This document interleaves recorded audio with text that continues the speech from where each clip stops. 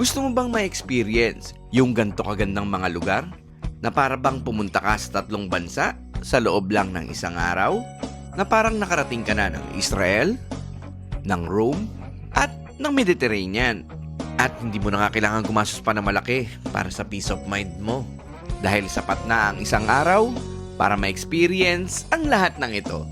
Kaya travel tayo. Kaya samahan nyo kaming mag-travel papuntang Rome ng Tarlac, Israel ng Bataan, at Mediterranean ng Zambales. At sure ako sa tour na to ay hindi ka magugutom dahil ma-experience mo lang naman ang breakfast buffet at ang yacht cruise dinner experience na sobrang solid nga ng mga pagkain. Bale, nag-book nga pala kami ng family ko sa FB page ni Triple K Travel and Tours. Isa kasi sila sa pinagkakatiwalaan ko pagdating sa local travel and tours. 2:30 nga nung sinundo kami ng family ko sa may daang hari. Then after, dinaanan naman namin yung iba pang mga joiners.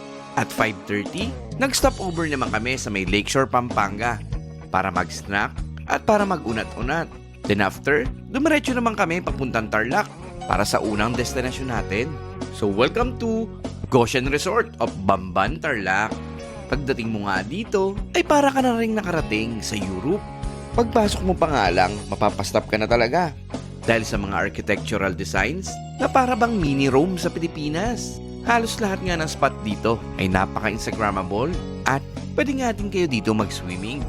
Dito nga din kami nag-unli breakfast buffet at in-enjoy ang mga pagkain nila. Then after, nag-picture-picture ulit kami dahil hindi kami makaget over sa ganda ng lugar.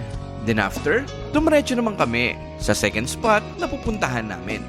So welcome to Holy Land Subic of Morong, Bataan. Bale, nasa loob na siya ng SBMA or ng Subic Bay Metropolitan Authority. Pero ang nakakasakop sa kanya ay Bataan. Para ka nga nasa Israel pagpasok mo dito sa loob. Meron nga sila ditong magandang simbahan. At dito nga din kami nagsulat ng prayer petition namin. Dito mo nga makikita yung mga kwento sa Bible na para bang nabuhay sa harap mo. Sobrang tahimik nga dito. Napaka-solemn at parang nag-slow down ang mundo. Dito mo nga din makikita yung kumpletong statue ni Mama Mary sa House and Prayer Museum. Then after, nag-lunch naman kami sa may duty free. At dito nga din kami namili ng mga pampasalubong namin. Sobrang mura kasi ng mga paninda dito. Kaya mapaparami ka talaga ng bili. Then after, nag-ikot-ikot naman kami sa Subic Bay Walk Boulevard para mag-picture-picture at mamili pa ng mga pampasalubong. Then lastly, punta naman tayo sa pinaka-exciting part ng tour na ito.